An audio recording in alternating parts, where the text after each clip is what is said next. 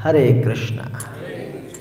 तो बहुत सुंदर भजन है ये, और नरोत्तम दास ठाकुर जी इसको लिख रहे हैं कि अगर भक्ति का रस का अगर आस्वादन करना है तो वो श्रीमद् भागवतम से किया जा सकता है कि नहीं।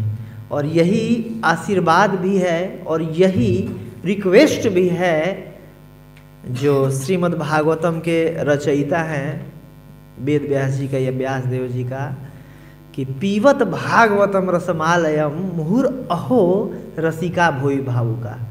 पीवत पीजिए भागवतम, भागवत को पीजिए, पढ़िए मत, सुनिए मत, पीजिए। पीवत भागवतम रसमालयम, क्यों? रसों से, रसों का आलय है, ये रसों से भरा हुआ है, ये बिल्कुल आस्वादनीय है, पेय है बिल्कुल। जैसे कि आम होता है, मान लीजिए, तो उसमें छिलका होता है, गुठली होता है, तो ये होता है छीलना भी है, गुठली को चूसना है, ऐसे करके, तो कुछ हटाने वाली भी चीज़ है ना। लेकिन भागवतम में कोई भी ऐसा चीज़ नहीं हटाने वाला चीज़ हो, सब कुछ शुरू से ले करके अंत तक, जन्म आदि यस्य यतः, जो इस वेदांत सूत्र का ये एक्सप्लेनेशन है 18,000 श्लोकों में 335 अध्याय में। जन्म आदि कि जन्म से लेकर के, आदि मतलब शुरुआत, जन्म से लेकर के क्या होता है, आगे विस्तार होता है, इसका फिर अंत होता है। यस्य मतलब जिससे, यत होता है, जन्म से लेकर के विस्तार तक या पालन तक या इंड मतलब संहार तक जिससे होता है, जन्मादि यस यत। तो इसको क्या करना है, इस कहानी को पीवत, पीना है। भागवतम रसमालय मुहुर, बार बार, एक बार से नहीं, एक बार से नहीं, बार बार बार बार। कहते हैं ना कि राम कथा जिन सुनत यघाही रस विशेष तीन जानत नाही, कि अगर भगवान के कथा सुनने से अगर मन भर जा रहा है, इसका मतलब ये रस का पता नहीं चला उस व्यक्ति को। तो भगवान की कथाएं ऐसी है कि बार बार बार बार, और जितनी बार श्रवण करें उतनी बार आस्वादनीय होता है। यही भौतिकता में और आध्यात्मिकता में अंतर होता है। आनंदम बुद्धिवर्धनम, जो भी आध्यात्मिक चीज़ होता है उसमें समय के साथ आनंद की वृद्धि होती है, और जो भी भौतिक चीज़ होता है, कुछ भी भौतिक चीज़ हो, चाहे कितना भी प्यारा हो, आज समय के साथ उसके आनंद में या उससे अट्रैक्शन में कमी ही होती है। ये मेन डिफरेंस है भौतिकता और आध्यात्मिकता का। इसीलिए मुहुर अहो रसिका भोई भावुका, जो रिक्वेस्ट कर रहे हैं व्यास देव कि हे भावुक लोग, हे भक्त लोग, इसको बार बार मुहुर मुहुर पीजिए।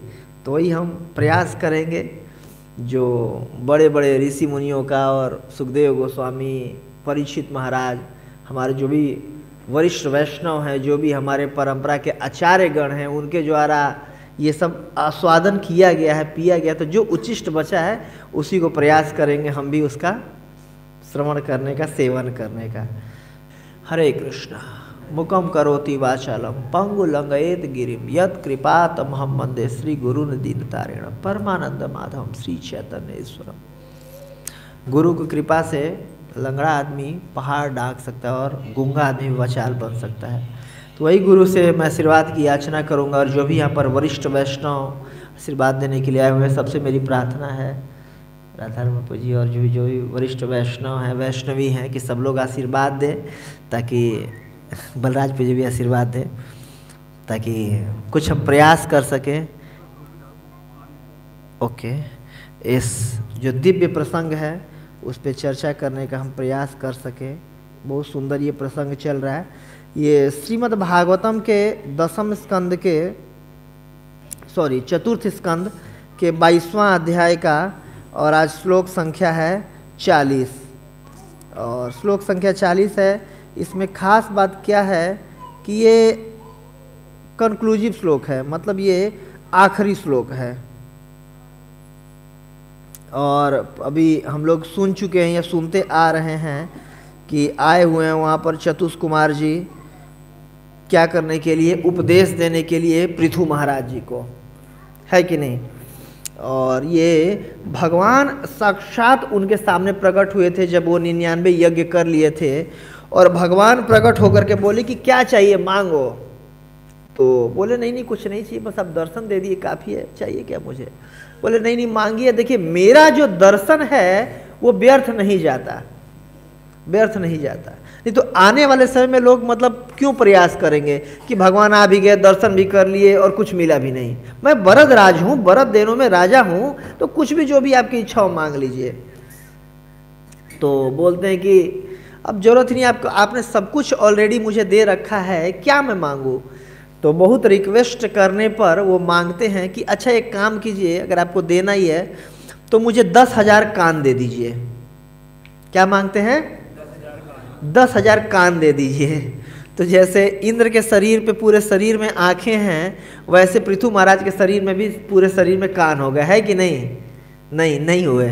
उन्हें ये मांगा था कि मेरे को 10,000 कान दे दीजिए, और वो कान जो हो, मेरी क्या कान की क्या खास बात हो,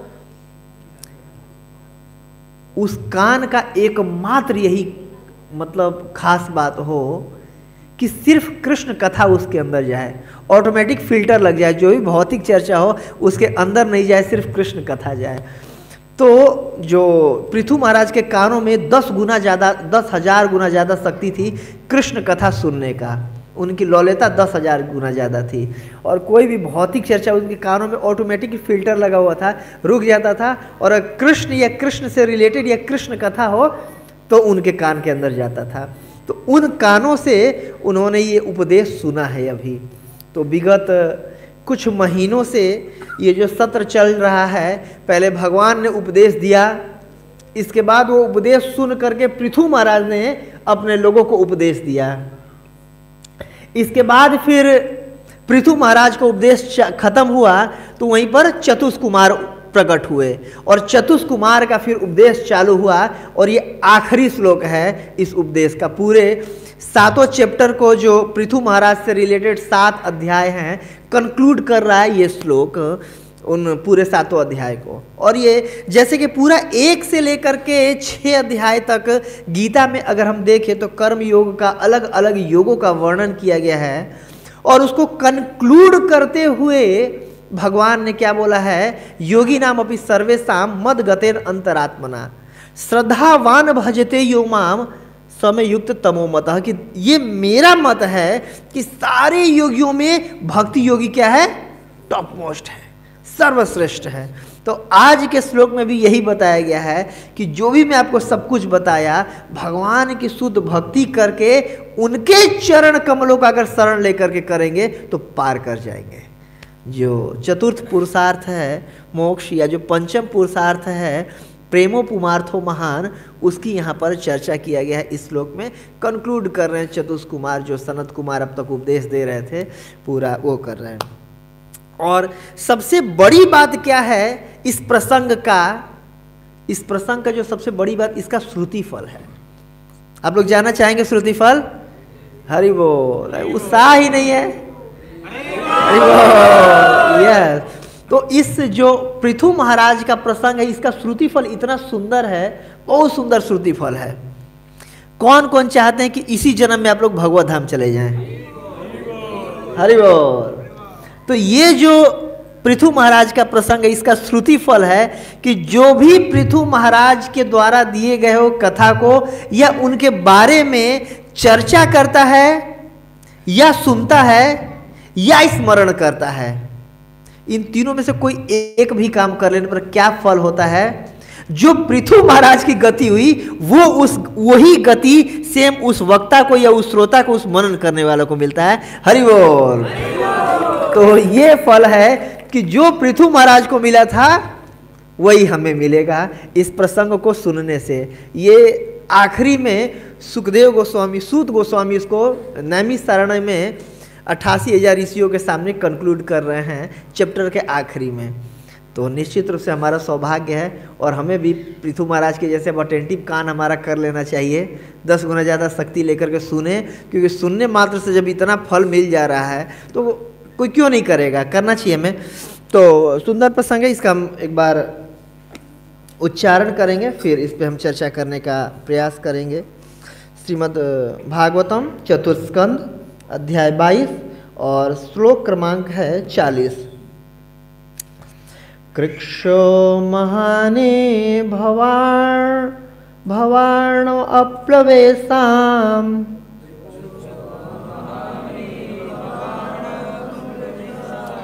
षड्वर्गनक्रं सुखेन तितिक्षन्ति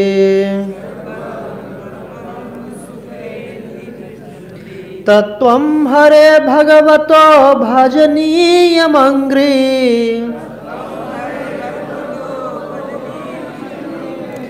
कृत्वोडुपं व्यसनमुत्तरदुस्तराणम्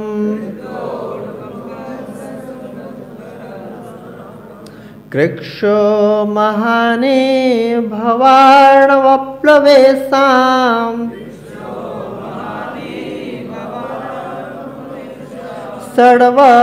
षड्वर्गनक्रां सुखेन तितिक्षन्ति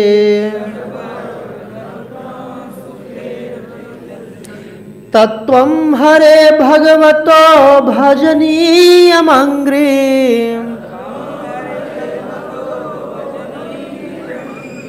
कृत्वोडुपं व्यसनमुत्तरदुस्तराणम् कृक्षो महाने भवार्णवप्लवेशाम्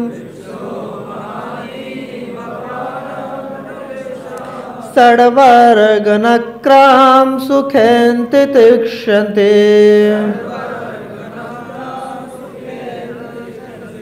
तत्त्वं हरे भगवतो भजनीयमङ्घ्रि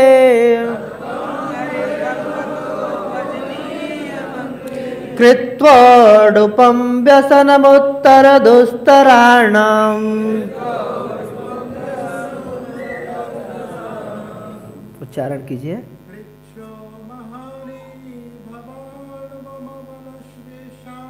कृक्षो महाने भवार्णवप्लवेशाम्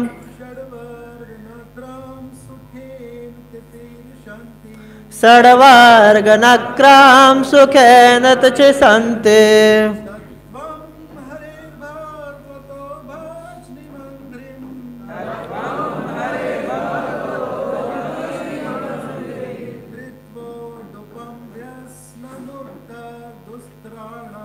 कृत्वोडुपं व्यसनमुत्तरदुस्तराणम् कृक्षो महाने भवार्णवप्लवेशाम् षड्वर्गनक्रां सुखेन तितिक्षन्ति तत्त्वं हरे भगवतो भजनीयमङ्घ्रि कृत्वोडुपं व्यसनमुत्तरदुस्तराणम् कृक्षो महाने भवार्णवप्लवेशाम्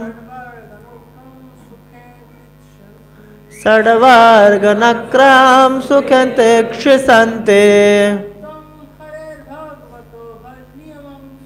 तत्त्वं हरे भगवतो भजनीयमङ्घ्रि कृत्वोडुपं व्यसनमुत्तरदुस्तराणम्। माताजी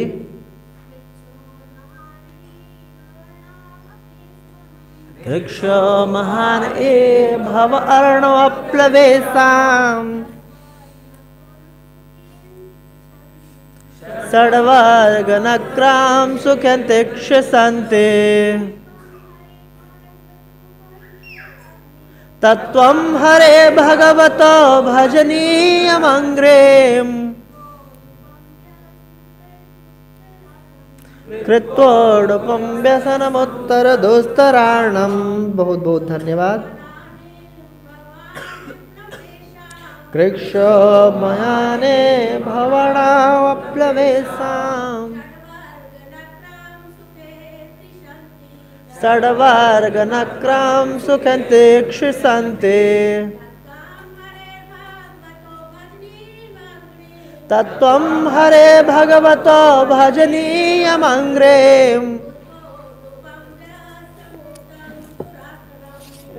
ओडुपं व्यसनमुत्तरदुस्तराणम्। Thank you very much. इसका अनुवाद तात्पर्य पढ़ेंगे। इसका भावार्थ भी पढ़ेंगे श्रील प्रभुपाद जी के द्वारा। जगत गुरु श्रील प्रभुपाद की जय। आप लोग मेरे पीछे पीछे दोहराइएगा। कृक्षः कष्टकारक महान अत्यधिक इह यहाँ इस जीवन में भव अर्णवम संसार रूपी समुद्र अप्लव ईसाम भक्तों का जिन्होंने भगवान के चरण कमलों की शरण नहीं ग्रहण की। षड्वर्ग छह इंद्रियां नक्रम मगरमच्छ असुखेना अत्यंत कठिनाई से तितिक्षन्ति पार करते हैं। तत अतः तुम हरेह भगवान के भगवतः परमेश्वर के भजनीयम आराधनीय अंग्रिम चरण कमल को कृत्वा करके उडपम नाव व्यसनम सभी प्रकार के संकट उत्तर पार करो। दुस्तर अत्यंत कठिन अर्णम सागर को। इसका भावार्थ इस प्रकार प्रभुपाद जी दे रहे हैं, श्रवण कीजिएगा आप लोग। अज्ञान के सागर को पार करना अत्यंत कठिन है, क्योंकि उसमें अनेक भयानक मगरमच्छ भरे पड़े हैं। जो भक्त नहीं हैं वे इस समुद्र को पार करने के लिए कठिन तपस्या करते हैं, किंतु हम तुम्हारे लिए बता रहे हैं कि तुम एकमात्र भगवान के चरण कमलों का आश्रय लो। वे समुद्र को पार करने के लिए नाव के समान हैं। यद्यपि सागर को लांघना अत्यंत कठिन है, किंतु भगवान के चरण कमलों की शरण ग्रहण करके तुम सभी संकटों को पार कर जाओगे। बहुत सुंदर है उपदेश ये सनत कुमार जी का, और विगत काफ़ी श्लोकों से उपदेश कर रहे हैं। तात्पर्य बहुत सुंदर प्रभुपाद जी ने दिया है, श्रवण कीजिएगा। तात्पर्य यहाँ पर संसार की तुलना अज्ञान के विशाल सागर से की गई है। इस सागर का दूसरा नाम वैतरणी है। वैतरणी समुद्र कारणव है, कारणव यह कारण सागर है, जिसमें असंख्य ब्रह्मांड गेंदों के समान तैर रहे हैं। इस सागर की दूसरी ओर उस पार बैकुंठ का दिव्य लोक है, जिसे भगवत गीता 7:20 में परस तस्माद भावन्य कहा गया है। इस प्रकार इस भौतिक प्रकृति के परे एक निरंतर विद्यमान रहने वाली आध्यात्मिक प्रकृति है। यद्यपि कारण सागर में सारे भौतिक ब्रह्मांड बारंबार विलीन होते रहते हैं, किंतु बैकुंठ लोक आध्यात्मिक होने के कारण सभी कभी विनष्ट नहीं होते, वे नित्य विद्यमान रहते हैं। मनुष्य शरीर धारण करने से जीवात्मा को अज्ञान सागर, जो यही भौतिक ब्रह्मांड है, पार करके परव्योम में प्रवेश करने का अवसर प्राप्त होता है। यद्यपि अनेक उपायों या नावों से समुद्र पार किया जा सकता है, किंतु कुमारगण राजा को भगवान के चरण कमलों की शरण ग्रहण करने की सलाह देते हैं, जैसा कि मनुष्य किसी अच्छी नाव का सहारा लेना चाहेगा। अभक्त लोग जो भगवान के चरण कमलों की शरण ग्रहण नहीं करते, अन्य उपायों, कर्म, ज्ञान तथा योग से अज्ञान के सागर को पार करने का यत्न करते हैं, किंतु उन्हें इसमें काफ़ी कठिनाई उठानी पड़ती है। कभी कभी तो इतनी कठिनाई में फंस जाते हैं कि समुद्र पार ही नहीं कर पाते। टफ होता है। अभक्तों को इसकी गारंटी नहीं है कि वे समुद्र को पार कर ही लेंगे, और यदि वे पार कर भी लेंगे तो उन्हें कठिन तपस्या करनी होती है। दूसरी ओर यदि कोई भक्त भक्ति करता है तो वह श्रद्धा रखता है तो भगवान के चरण कमल ऐसी नाव है जो उसे समुद्र के पार आसानी से सुखपूर्वक उतार देंगे, है कि नहीं। इसलिए पृथु महाराज को समस्त संकटों को पार करने के लिए भगवान के चरणारविंद रूपी नाव को ग्रहण करने की सलाह दी गई है। ब्रह्मांड के घातक तत्वों की तुलना समुद्री मगरमच्छों से की गई है। कोई भले ही कितना कुशल तैराक क्यों न हो, किंतु उस पर यदि मगरमच्छ आक्रमण कर दे तो वह बच नहीं सकता। कभी कभी ऐसा देखा जाता है कि अनेक तथाकथित स्वामी तथा योगी अपने आप को विज्ञापित करते हैं कि वे अज्ञान के सागर को पार कर सकते हैं और अन्यों को भी पार करने में सहायता कर सकते हैं, किंतु वास्तव में वे अपनी ही इंद्रियों के शिकार होते हैं। अपने अनुयायियों को अज्ञान रूपी समुद्र को पार कराना तो दूर रहा, ऐसे योगी तथा स्वामी स्त्री रूपी माया के शिकार हो जाते हैं और समुद्र के मगरों द्वारा निगल लिए जाते हैं। कितना प्रैक्टिकल हम आज के समाज में देख पा रहे हैं। जो प्रभुपाद जी ने लिखा इतने वर्ष पहले, आज के समाज में हम ऐसा देख पा रहे हैं। तो जो मनुष्य का जन्म या फिर शरीर मिला हुआ है, इसका सबसे बड़ा उद्देश्य क्या है? इस जो भव सागर है, इस श्लोक में दो जगह भव अर्णव आया है। अर्णव होता है समुद्र, भव अर्णव। ये जो भौतिक जगत है ये सागर के जैसे है, सागर के जैसे है। क्यों? समुद्र आप लोग देखे हैं ना, सब लोग समुद्र देखे हैं। जहां तक नजर जाता है वहां तक पानी ही पानी होता है, पानी ही पानी होता है, पानी ही पानी होता है।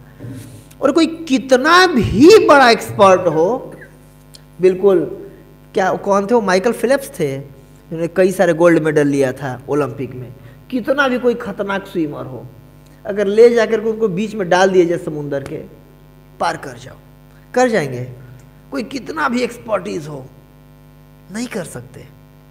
और उस समुद्र में विशेष रूप से जब कुछ मगरमच्छ छोड़ दिए जाए, वो समुद्र की बात छोड़ एक तालाब में डाल दिए जाए मगरमच्छ।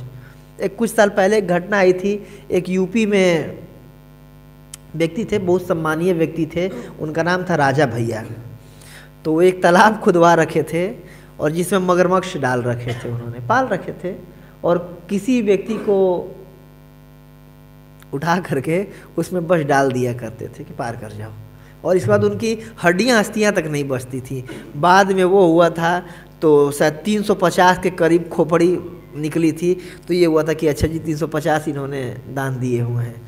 तो कहने का मतलब है, क्योंकि कितना भी एक्सपर्ट स्विमर हो, बड़े बड़े शार्क होते हैं समुद्र में, बड़े बड़े तिमिंगल मछली होते हैं, बड़े बड़े मगरमच्छ होते हैं, पार नहीं किया जा सकता। वैसे ही भौतिक जगत है, बड़े बड़े बंधन हैं।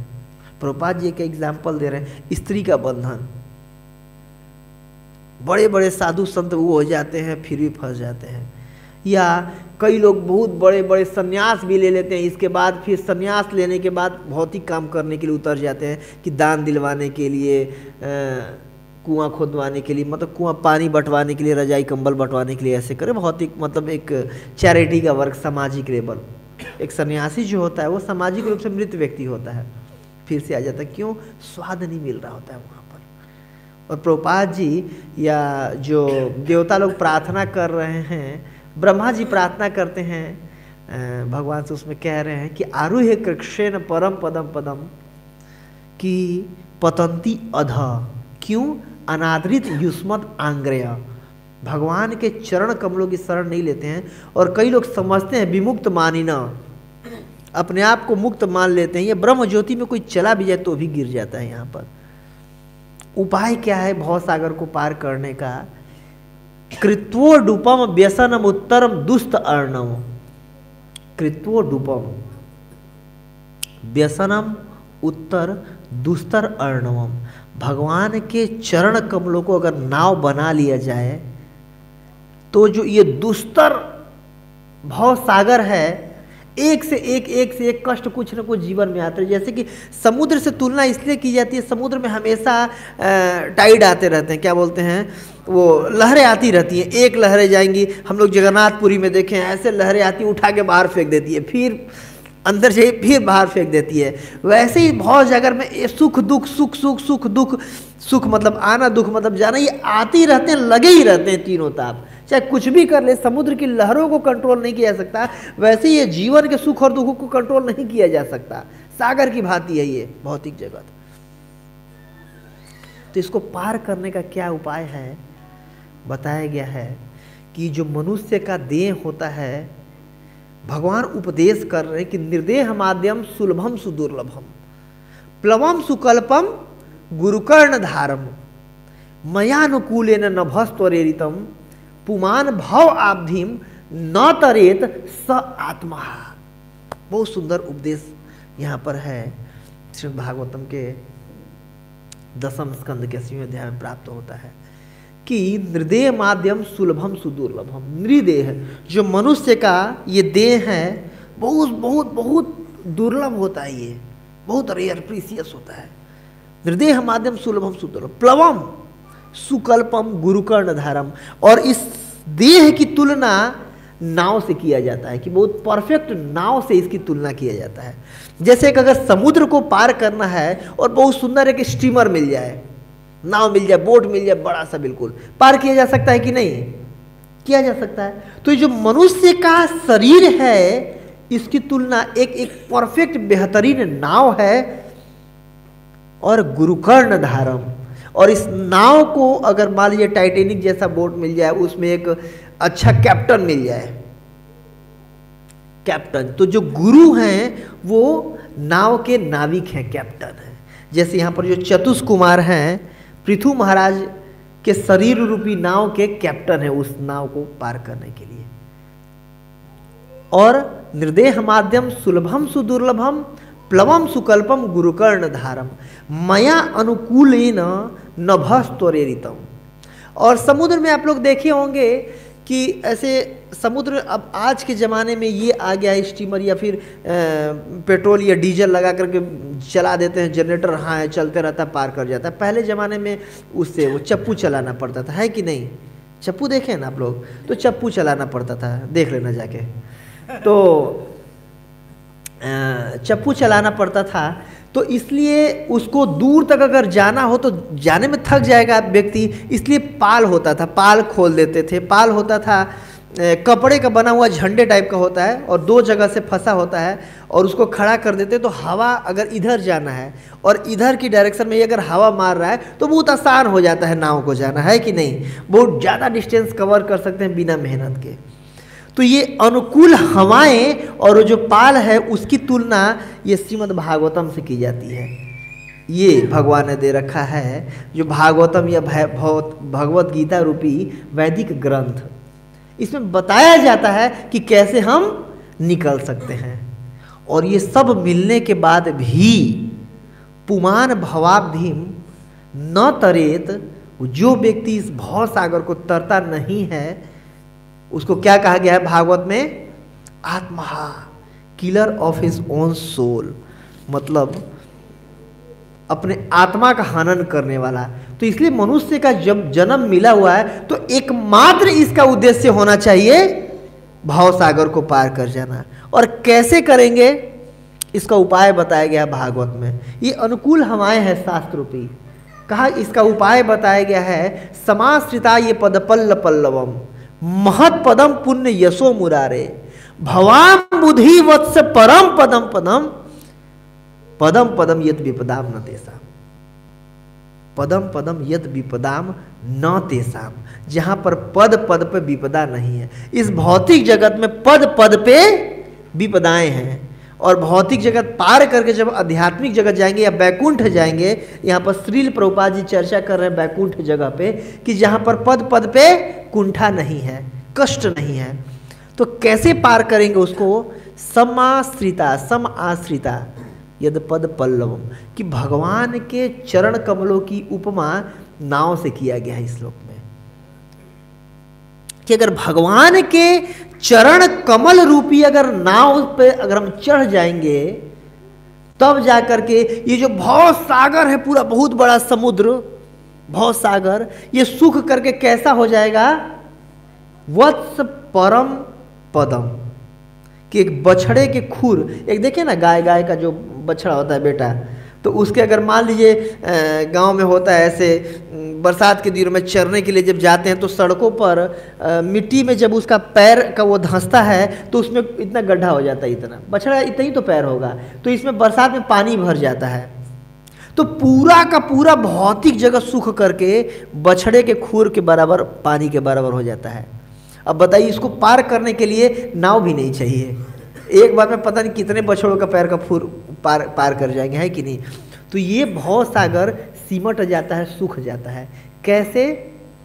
भगवान के चरण कमलों का अगर हम शरण लेंगे तो ये एकमात्र उपाय है, जो कि पूरे श्लोकों को कंक्लूड करके यही कहा गया है कि भगवान के चरण कमलों का अगर हम शरण लेंगे तब जा करके इस भव सागर को हम पार कर सकते हैं, अन्यथा कोई उपाय नहीं है। यहाँ पर कहा गया है ना, नहीं तो बड़े बड़े नक्रम, यहाँ पर बड़े बड़े सागर हैं, लेकिन अगर पार करना है, उड़पम शब्द आया है लास्ट में, देखिए कृत्वो उड़पम, उड़पम मतलब होता है नाव, नाव का अगर कृत्व सहारा लेंगे तो व्यसनम, सभी प्रकार के कष्ट उत्तर पार कर जाएंगे, दुस्तर अर्णव, ऐसे इसको पार करना बहुत कठिन है। देखिए एक श्रीमद् भागवतम के 11वें स्कंद में आता है दत्तात्रेय के 24 गुरु, उसमें से उनकी एक गुरु है मछली। मछली उसकी जिह्वा के चक्कर में वो फंस जाती है, मछली है कि नहीं। मछली को क्या कांटा लगाते हैं, कांटा में कीचुआ फंसा देते हैं या वो फंसा देते हैं, आटा फंसा देते हैं, कुछ भी, और खाने के चक्कर में उसको मछली जाती है और फंस जाती है, फंसा करके फिर उसको काट दिया जाता है। एक इंद्रिय उसका प्रबल है मछली का, क्या है, जिह्वा, और जिह्वा के चक्कर में मछली फंस जाती है। दूसरा हिरण, एक उनके दत्तात्रेय के गुरु हैं, हिरण का जो एक्टिव सेंस होता है सबसे ज़्यादा वो होता है ईयर, कान, सुनना, और जो शिकारी होता है बहुत सुंदर उसको गाता है, कोई राग अलापता है या ऐसे करके भी वो करके, और इतना सुंदर गा के मधुर ना उसको आकर्षित कर लेता है, और वो खुद खींची चली आती है जो हिरण होती है। इसका एग्जाम्पल दिया है श्रीमती राधा रानी ने भ्रमर गीत में। भौरा को बोल रही है कि तुम क्या कर रहे हो, क्यों मधुर ध्वनि सुना रहे हो, हम तो पहले से जो चितकबरी हिरण जो व्याध द्वारा बाधित है, वैसे पहले से ही कृष्ण की आवाज़ हमारे कानों में गई है और पहले से ही हम बाधित हो चुके हैं, तुम और हमें सुना करके क्या क्या मरने वालों को क्या तुम मार रहे हो। वैसे ही जो वो होती है हिरण कि कान में मतलब इतना सुंदर आवाज़ जाता है, खुद ही चली जाती है शिकारी के पास, और आग बिल्कुल पास उसके रेंज में आते ही हरी बोल कर देता है उसको, तो कान के चलते मछली फंसती है। तीसरा जो जीव होता है हाथी, दत्तात्रेय के गुरु है, हाथी का स्पर्श इंद्रिय बहुत वो होता है। जैसे हाथी को कैसे फंसाते हैं, एक गड्ढा खोद देते हैं, उसके ऊपर हरियाली घास बिछा देते हैं, उस पार हथनी को रख देते हैं, हथनी को उस पार रख देते हैं और हाथी को तेजी से भगाते भगाते ले जाते हैं, और हथनी एक्सपर्ट होती है, वो जाती है और उस गड्ढे को बच करके आगे निकल जाती है, और ये हाथी धड़ाम से उसमें गिर जाता है। इसके बाद फिर कुछ दिन तक उसको बिना खाए रखते हैं, फिर थोड़ा थोड़ा खिला करके उसको ट्रेन करते हैं और सर्कस में लेके जाते हैं। तो एक स्पर्श इंद्रिय के चलते हाथी मारा जाता है, या उसको दांत उखाड़ लेते हैं, तोड़ लेते हैं बेचने के लिए, इस तरीके से करते हैं। चौथा जो पतिंगा होता है, वो भी दत्तात्रेय का एक गुरु था। पतिंगा मतलब जैसे बचपन में हम लोग पढ़ाई करते थे, जब लाइट चली जाती थी तो लैंप जला करके या लालटेन जला करके, तो कई सारे पतिंगे उड़ने वाले वो आ जाते हैं और वो बार बार जा करके उसमें टकराते थे। आकर्षित लगता है, जो लाइट बहुत ज़्यादा आकर्षित लगता है पतिंगों को, दृष्टि के चलते पतिंगा क्या करता है, आग में कूद जाता है। उसको चमकने वाली बहुत अच्छी वस्तु दिखती है, कितना सुंदर चमक रहा है, उसको ये नहीं पता होता इसमें हीट भी होती है, और जा करके अपना प्राण निछावर कर देता है आँखों के चलते। एक इंद्रिय एक्टिव है, आँख उसके चलते मारा जाता है। हाथी स्पर्श के चलते मारा जाता है, मछली जिह्वा के चलते मारी जाती है, और हिरण कान के चलते मारा जाता है। एक और होता है भौरा, भौरा को सूंघना बहुत पसंद होता है। ये बहुत सुंदर खुशबू, सूंघना, अलग अलग फूलों पे जाता है, सूंघता है, रस लेता है उससे। तो वैसे ही कमल में भौरा जाता है, अलग अलग कुंडियों को खोजते हुए कमल पे बैठ जाता है और बिल्कुल सूंघता रहता है, सूंघना मत हो जाता है।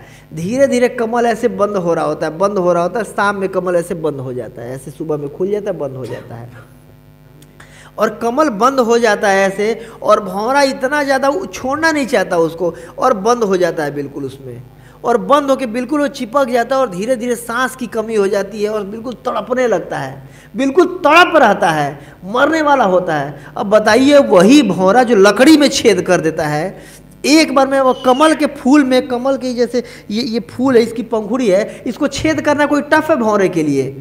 एक डंग में छेद मार के उस पार चला जाएगा, लेकिन छेद नहीं करता कि ये फूल इतना सुंदर मुझे खुशबू दे रहा है, इसको कैसे मैं छेद कर दूं, कैसे काट दूं। और सूंघने के चलते भौरा तड़प के मर जाता है उसमें। एक इंद्रिय सूंघना, उसके चलते मारा जाता है। सोचिए, इन जीवों का एक एक सेंस एक्टिव है जिसके चलते मारे जा रहे हैं, और मनुष्य, हमारी अच्छे पांचों की पांचों इंद्रियां एक्टिव होती हैं। अच्छा सुनना चाहते हैं, अच्छा खाना चाहते हैं, अच्छा देखना चाहते हैं, और सब कुछ अच्छा चाहते हैं, और सारी इंद्रियां एक्टिव मनुष्य के शरीर में दिया गया है, ब्रह्मा जी द्वारा क्रिएशन में दिया गया है।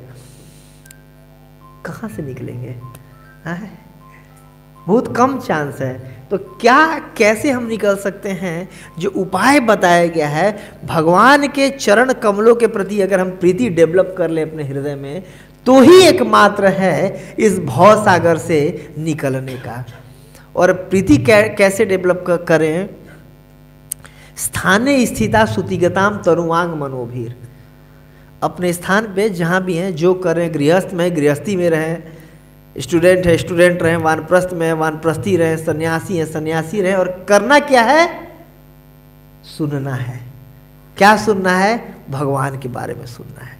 भगवान के बारे में सुनेंगे तो जाके भगवान बोल रहे हैं कि अथापिते देव पदाम भुजाम अद्वयम प्रसाद ले स अनुगृह्येवते जानाति तत्वं भगवान महिन्मा न च एको अपि चिरम विचिन्वा।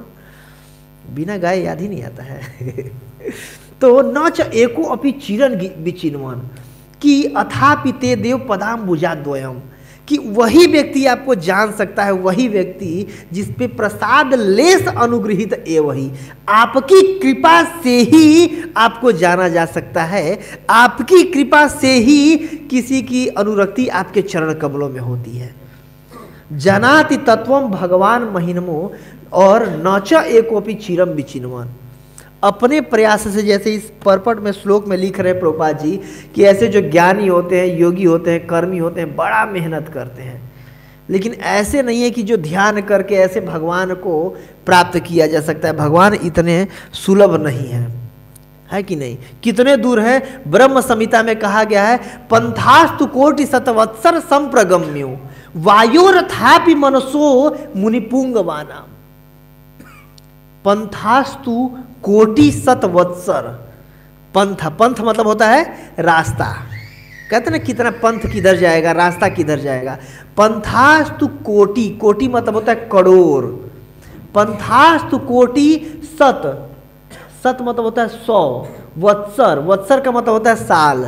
100 करोड़ साल तक पंथास्तु कोटि शतवत्सर संप्रगम्यो वायोरथा भी मनसो मुनिपुंगवाना। मुनिपुंग, बहुत पहुंचे हुए मुनि लोग, जो जितनी सिद्धियां प्राप्त करे हुए मुनि लोग, अगर 100 करोड़ साल तक भी मन के वेग से भी अगर जाते रहें, तो भी आपके चरण कमल से निकलने वाले प्रकाश तक ही जा पाते हैं, आप तक नहीं पहुंच पाते, इतने दूर हैं। तो क्या आसानी से हम पहुंच सकते हैं? नहीं पहुंच सकते हैं। बट अगर हम भगवान के नाम रूप गुण लीला में अगर रुचि लेंगे, नौधा भक्ति का पालन करेंगे, जैसा कि श्लोक में बताया गया है कि भगवान के चरण कमल रूपी अगर नौका की शरण लिया जाए, तब जाके इसको पार किया जा सकता है। नहीं तो सीम्स टू बी इम्पॉसिबल, असंभव है इस भव सागर को पार करना। कोई कितना बड़ा से बड़ा भी अगर तैराक हो तो तैर करके पार नहीं किया जा सकता है। और जो भी भगवान के भक्ति में अगर रुचि लेते हैं, भगवान के भक्ति में जिनका टेस्ट आता है उनके लिए भगवान बहुत सुलभ हो जाते हैं। भगवान का एक गुण है भक्त वत्सलता। क्या है? भक्त वत्सलता। भगवान भक्त वत्सल होते हैं। लेकिन भगवान का उससे भी बड़ा गुण है भक्त वसिता। क्या है? भक्त वसिता। भगवान अपने भक्तों के बस में हो जाते हैं। कोई बड़े से बड़े देवता अगर उनको आप प्रसन्न कर लें तो आपको कुछ भी वरदान दे सकते हैं, आपके बस में नहीं हो जाएंगे, है कि नहीं? लेकिन भगवान का एक गुण है भक्ति से भगवान वश में किए जा सकते हैं। इसका एक बहुत सुंदर एग्जाम्पल आता है। एक बहुत बड़े संत हुए थे और ब्रज में रहते थे, रसखान जी उनका नाम है। तो एक लिखे हैं बहुत सुंदर, वो उनका प्यार है या इसको सवैया बोलते हैं। भगवान के ब्रज रहते थे, आज भी उनकी समाधि हम देख सकते हैं, गोकुल में है। गोकुल में ही उन्होंने पूरा जीवन अपना बिताया था। तो वो कहा करते थे, एक उनका पद है, इस गणेश महेश दिनेश सुरेश हूँ जाहि निरंतर गावे, जाहि अनादि अनंत अखंड अछेद अभेद सुवेद बतावे।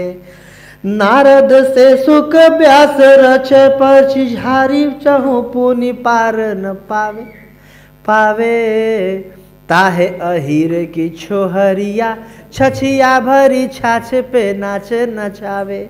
ये भगवान की भक्त वसिता का गुण है कि क्या कह रहे हैं कि शेष गणेश महेश दिनेश सुरेश जाहि पार न पावे, कि बड़े बड़े शेष अनंत काल से अनंत भगवान के अनंत गुणों का अनंत मुखों से क्या कर रहे हैं? चर्चा करते हैं, गुणगान कर रहे हैं।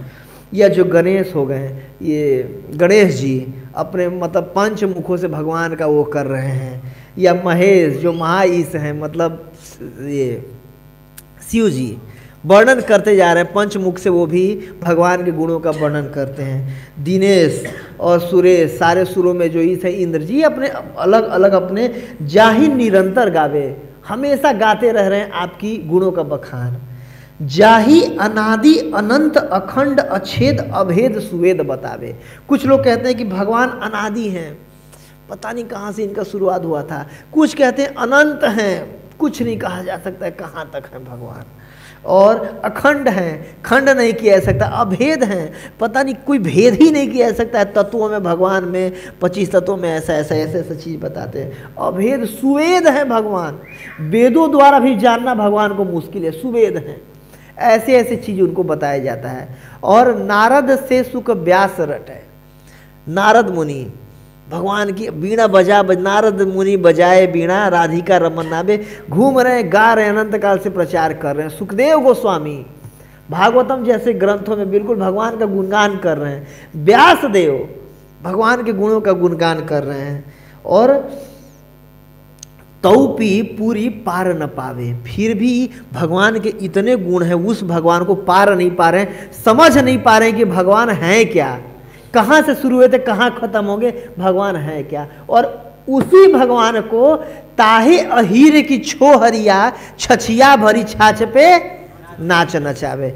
कई बार जो होती थी गोकुल में, जो भगवान के माता की उम्र की जो अहीर होती थी, अहीर मतलब जो गाय चराने वाले गोप लोग, गोपी लोग, वो बोलती थी कि जो लल्ला या कृष्ण तुम्हें क्या होगा, तुम नाचोगे, नाच के दिखाओगे ना तो तुम्हें छाछ पिलाएंगी। और भगवान उस हाथ पे छछिया, मतलब एक हाथ पे छाछ, उनके मतलब घर का बासी भी छाछ पीने के लिए, और भगवान बिल्कुल नाच करके दिखाते थे ऐसे करके। वो ताली बजाती थी, बजा बजा के गाते थे, नाचते थे। ये होता है भगवान की भक्त वसिता का गुण।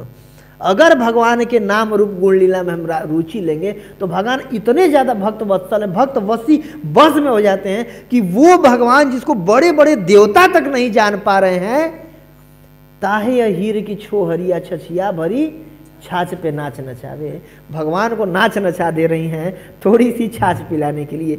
ये भगवान का भक्त वत्सलता, भक्त वसिता का गुण है। तो ये बताया गया है कि भक्ति के द्वारा अगर भगवान के चरण कमल रूपी अगर नौका का सहारा लेंगे, तब जाके हम भगवत धाम जा पाएंगे, इस भव सागर को पार कर पाएंगे, अन्यथा असंभव है। कोई कितना भी बड़ा तैराक हो, बहुत बड़े से बड़े मुनि हो, कहाँ तक मुनि लोग पहुँच पाए थे? मतलब भगवान के चरण कमल से निकलने वाला प्रकाश तक ही भगवान को नहीं जान पाते हैं। ये बड़े बड़े ध्यानावस्थित तद्गतेन मनसा पश्यन्ति यम योगिना, भगवान इतने वो हैं। श्रीमद् भागवतम का कंक्लूड करते हुए कहा गया है, यम ब्रह्मा वरुणेन्द्र इंद्र मारुता स्तुन्वन्ति दिव्यस्तवै सांगोपांग कहा गया है। मैं एक्सप्लेन करता हूँ। यम ब्रह्मा वरुणेन्द्र इंद्र मरुत, कि जितने बड़े बड़े ब्रह्मा मरुत इंद्र जो बड़े बड़े देवता हैं अलग अलग उनकी आरती उतारे। सांग पांग, और जो सामवेद के गायक हैं वो क्या कर रहे हैं, गायन तियत सामगा, भगवान का गुणगान कर रहे हैं। यत्र अंत न विदु सुर असुर गणा देवाय तस्मै नमः, लेकिन आज तक कोई आदि और अंत जान नहीं पाया है। तो भगवान को इसकी कोशिश नहीं करना चाहिए कि अपने उसे अचीव कर सकते हैं, नहीं कर सकते हैं। जानाति तत्वन भगवान महिमो, तब कोई भगवान की महिमा जान सकता है। अथाति देवते पदाम बुझाद्वयम, कि भगवान के लेस मात्र अगर अनुग्रह हो जाए तो ही भगवान को जाना जा सकता है, अन्यथा अपने मेहनत से भगवान इतना ईजी नहीं है। और अगर जैसे ऐसे भक्तों का अगर चरण कमलों का शरण मिल जाए, चतुष्कुमार जैसे भक्तों का, तो जाकर के उनके चरण कमलों का, भगवान के भक्तों का चरण कमलों का शरण लेकर के, श्रीमद् भागवतम का शरण लेकर के, भगवान के नाम का अगर शरण लेंगे तो निश्चित रूप से एक दिन भगवान को भगवान के भक्ति के द्वारा बस में किया जा सकता है और इस भव सागर को पार लगाया जा सकता है, अन्यथा असंभव है। हरे कृष्णा।